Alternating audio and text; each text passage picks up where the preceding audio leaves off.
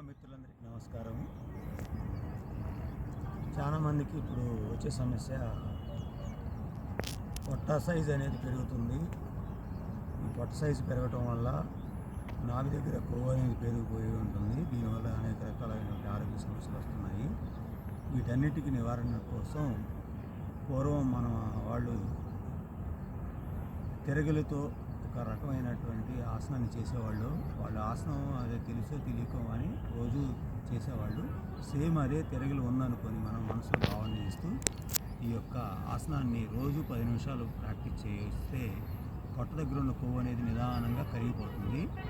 ఇది ఎన్నెముక సమస్యలు ఉన్నవాళ్ళు, ప్రెగ్నెన్సీ ఉన్నవాళ్ళు దయచేసి చేయవద్దు.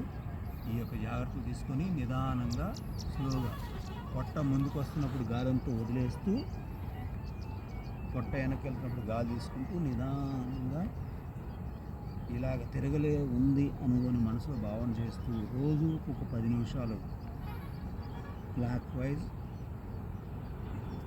మరలా యాంటీ క్లాక్ వైజ్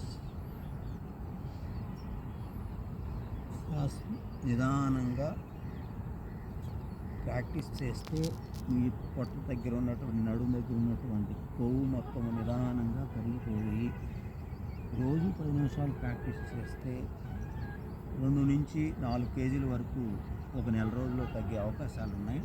మీ యొక్క సాధన మీదే మీరు దృష్టి పెట్టి నిదానంగా ప్రాక్టీస్ చేయండి.